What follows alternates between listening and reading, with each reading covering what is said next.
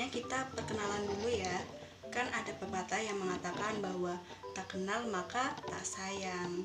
Oke, perkenalkan nama saya Dwi Rahmi Apriliani. Kalian bisa manggil saya dengan sebutan Ibu Dwi, Ibu Rahmi, ataupun Ibu April. Terserah kalian ya, senyamannya kalian aja. Nah, bagaimana nih kabar kalian pada hari ini? Semoga selalu sehat dan dalam lindungannya ya, amin. Walaupun kita sedang dalam masa pandemi COVID-19, di mana mengharuskan kita untuk melaksanakan pembelajaran jarak jauh atau PJJ, tetapi semangat kita jangan sampai menurun ya. Kita harus tetap semangat dan produktif meski di masa pandemik seperti ini. Pada kesempatan kali ini, kita akan belajar mata pelajaran produk kreatif kewirausahaan, dan materi yang akan kita bahas yaitu mengenai harga pokok produksi dan break-even point. Tonton videonya sampai selesai ya, dan jangan skip videonya loh.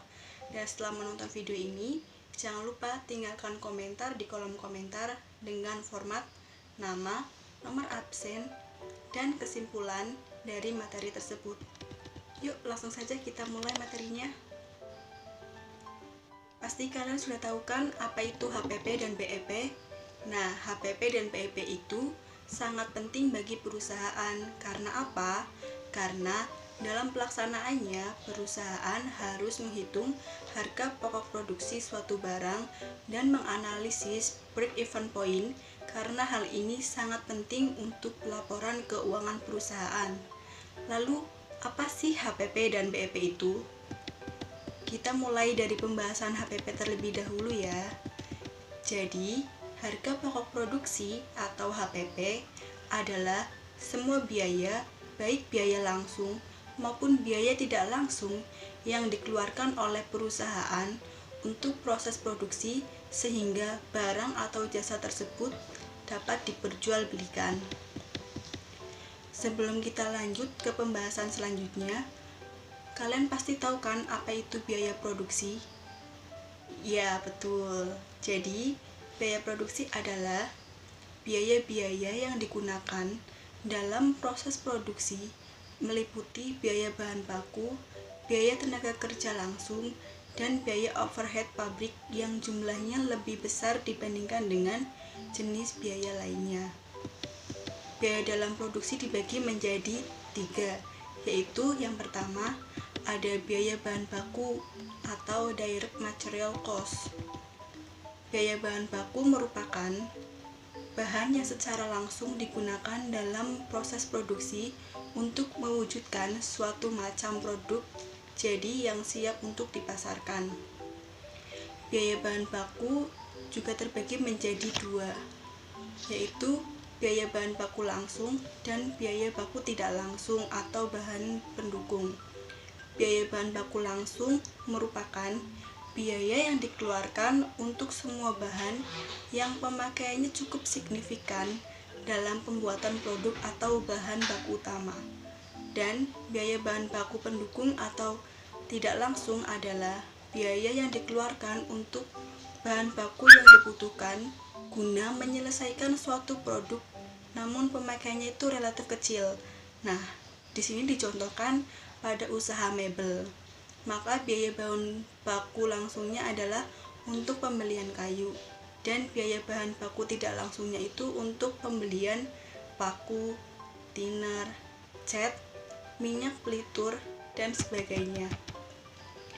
Biaya yang kedua adalah biaya tenaga kerja langsung atau direct labor cost. Biaya tenaga kerja langsung adalah upah atau gaji yang dibayarkan kepada karyawan yang terlibat langsung dalam proses pembuatan sebuah produk.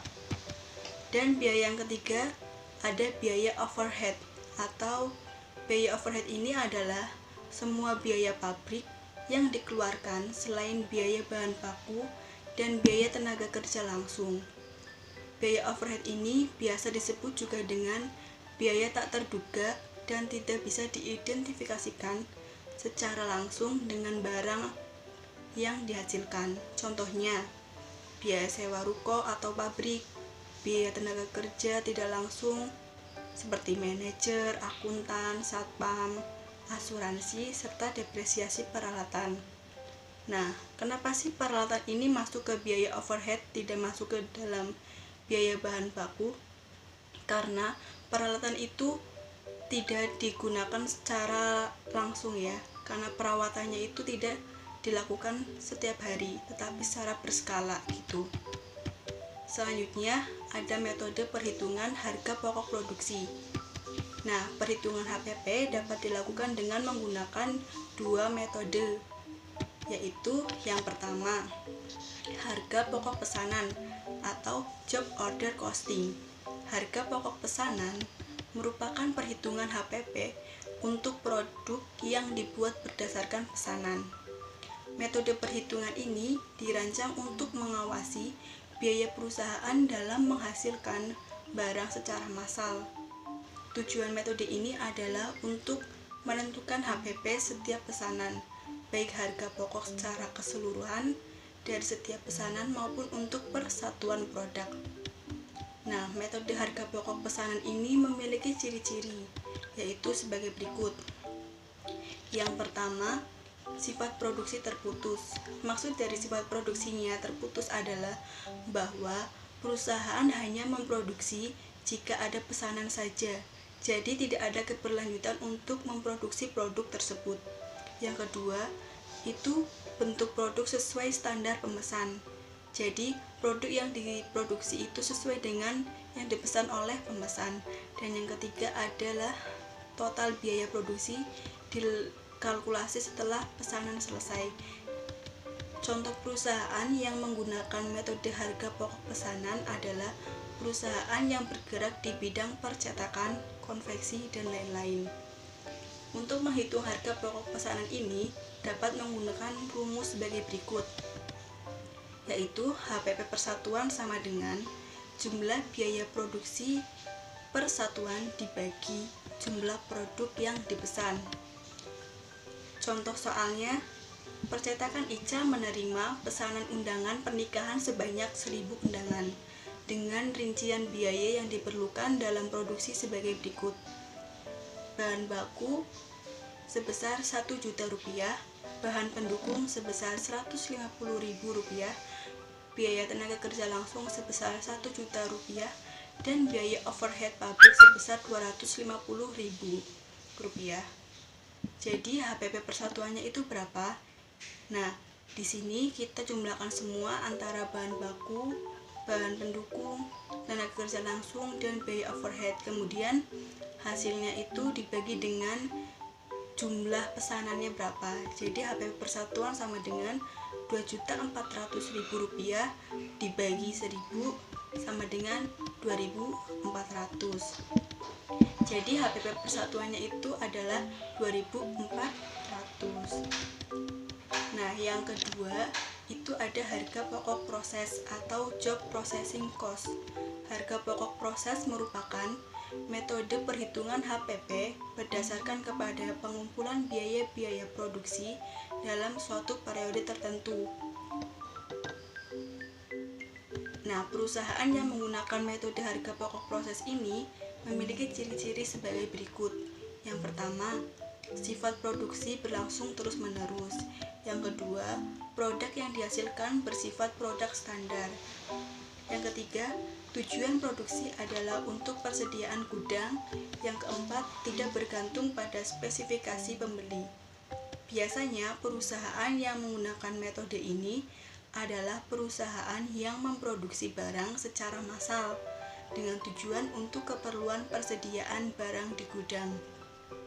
Contoh perusahaannya itu apa sih? Nah, contoh perusahaan yang menggunakan metode harga pokok proses ini adalah perusahaan semen, di mana proses produksi semen menghasilkan satu macam produk semen yang diukur dengan satuan SAP yang berat standarnya sebesar 50 kg. Metode harga pokok proses ini dapat dihitung dengan menggunakan rumus sebagai berikut, yaitu HPP persatuan sama dengan biaya produksi selama periode dibagi jumlah satuan produksi yang dihasilkan. Di sini ada contoh soalnya, yaitu perusahaan industri yang memproduksi 10.000 unit tekstil selama bulan September 2020 dengan mengeluarkan biaya produksi sebagai berikut. Bahan baku 3 juta rupiah, bahan pendukung 2 juta rupiah, tenaga kerja langsung 5 juta rupiah, dan biaya overhead pabrik 1.200.000 rupiah. Nah, jadi keseluruhan bahan ini itu biaya ini dijumlahkan dan hasilnya itu diperoleh hasil 12 juta rupiah. Maka HPP persatuannya adalah 12 juta rupiah dibagi 10.000 sama dengan 1.200. Maaf. Nah, sampai sini ada yang ditanyakan? Kalau ada yang ingin ditanyakan, pertanyaannya bisa disimpan terlebih dahulu ya. Kita sambung ke materi selanjutnya. Nah, setelah kita membahas mengenai harga pokok produksi atau HPP, materi selanjutnya adalah break even point atau BEP. Apa sih BEP itu? Ya, BEP adalah kondisi di mana perusahaan belum memperoleh keuntungan tetapi juga tidak dalam keadaan rugi, atau ini bisa disebut dengan titik impas. Jadi, perusahaan akan mencapai keadaan BEP atau titik impas apabila pada total penerimaan sama dengan total biaya yang dikeluarkan, atau TR sama dengan TC. Analisis break-even point atau juga dikenal dengan analisis titik impas ini adalah teknik analisis yang dapat digunakan oleh perusahaan untuk dapat mengetahui ataupun merencanakan jumlah produk yang harus diproduksi. Dengan kata lain, pada keadaan itu keuntungan atau kerugian sama dengan 0. Lalu apa sih manfaat dari menghitung BEP itu? Nah, analisis break-even point atau BEP dapat membantu pimpinan dalam mengambil sebuah keputusan mengenai hal-hal berikut. Yang pertama, jumlah penjualan minimal yang harus dipertahankan agar perusahaan tidak mengalami kerugian. Yang kedua, jumlah penjualan yang harus dicapai untuk memperoleh keuntungan. Yang ketiga, seberapa jauhkah berkurangnya penjualan agar perusahaan tidak mengalami kerugian. Dan yang keempat, untuk mengetahui bagaimana efek perubahan harga jual, biaya, dan volume penjualan terhadap keuntungan yang diperoleh. Selanjutnya ada elemen-elemen break-even point atau BEP, yakni sebagai berikut. Yang pertama adalah fixed cost atau biaya tetap. Biaya tetap merupakan jenis biaya yang selalu tetap dan tidak terpengaruh oleh volume penjualan. Contohnya adalah biaya yang dikeluarkan untuk menyewa tempat usaha, peralatan, komputer, dan lain-lain. Biaya ini adalah biaya yang tetap kita harus keluarkan walaupun kita hanya menjual 1 unit produk ataupun 2 unit ataupun 5 unit dan ataupun 100 unit atau tidak menjual sama sekali produk. Yang kedua adalah variable cost atau biaya variabel. Biaya variabel merupakan jenis biaya yang selalu berubah sesuai dengan perubahan volume penjualan, di mana penjualan perubahannya itu tercermin dalam biaya variabel total. Contohnya, setiap 1 unit terjual, kita perlu membayar komisi salesman, biaya antar, biaya kantong plastik, biaya nota penjualan, dan lain-lain. Dan yang ketiga adalah harga penjualan, yaitu harga yang kita tentukan dijual kepada pembeli. Selanjutnya yaitu batas-batas BEP. BEP juga memiliki batas-batas loh. Lalu batas-batas apa aja sih yang ada di BEP itu? Nah, batas-batas BEP itu sebagai berikut. Yang pertama, fixed cost haruslah konstan selama periode atau range of output tertentu. Yang kedua, variable cost dalam hubungan sales haruslah konstan. Yang ketiga, sales price per unit tidak berubah dalam periode tertentu. Dan yang terakhir adalah sales mix adalah konstan. Dalam pelaksanaannya, BEP juga ada kelemahannya. Lalu, apa sih kelemahan dari menganalisis BEP itu? Jadi, kelemahan menganalisis BEP adalah yang pertama, Asumsi menyebutkan harga jual konstan. Pada kenyataannya, harga ini kadang berubah sesuai dengan kekuatan permintaan dan penawaran di pasar. Dan yang kedua, asumsi terhadap cost atau biaya. Penggolongan biaya tetap dan biaya variabel mengandung kelemahan. Yang ketiga, jenis barang yang dijual heterogen. Dan yang keempat, biaya variabel dan biaya tetap berubah sesuai dengan kapasitas dan perubahan volumenya. Nah, kita memasuki pembahasan yang terakhir, yaitu mengenai perhitungan dan rumus BEP. Ada beberapa rumus BEP yang dapat digunakan, antara lain BEP sama dengan biaya tetap dibagi harga jual per unit dikurangi biaya variabel per unit.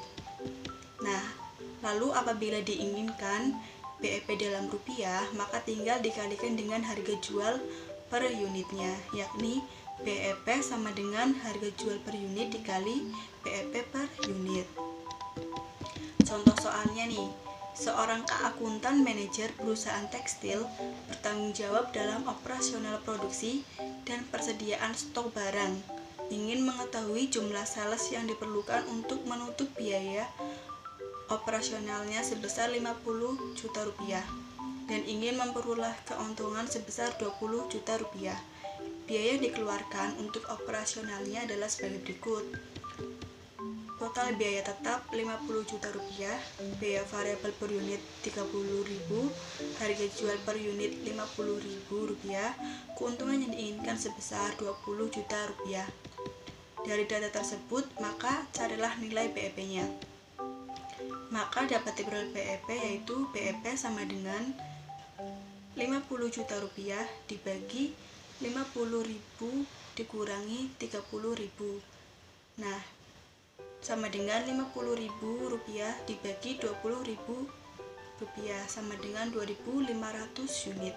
Artinya, perusahaan harus menjual 2.500 unit agar tidak mengalami kerugian. Tetapi, jika hanya menjual 2.500 per unit, perusahaan tekstil tersebut juga tidak akan memperoleh keuntungan. Jadi, berada di titik impas. Nah, nggak terasa ya, ternyata pembahasan kita pada kali ini sudah selesai. Jadi dapat kita tarik kesimpulan bahwa HPP dan BEP itu sangat penting bagi perusahaan, karena dalam pelaksanaannya perusahaan harus menghitung harga pokok produksi suatu barang dan menganalisis break-even point, karena hal ini sangat penting untuk pelaporan keuangan suatu perusahaan. Nah, cukup sekian materi yang bisa saya sampaikan pada pertemuan kali ini. Tetap jaga kesehatan, jangan lupa pakai masker, membawa hand sanitizer, dan menjaga jarak jika berada di luar rumah. Saya akhiri, wassalamualaikum warahmatullahi wabarakatuh. Sampai jumpa kembali.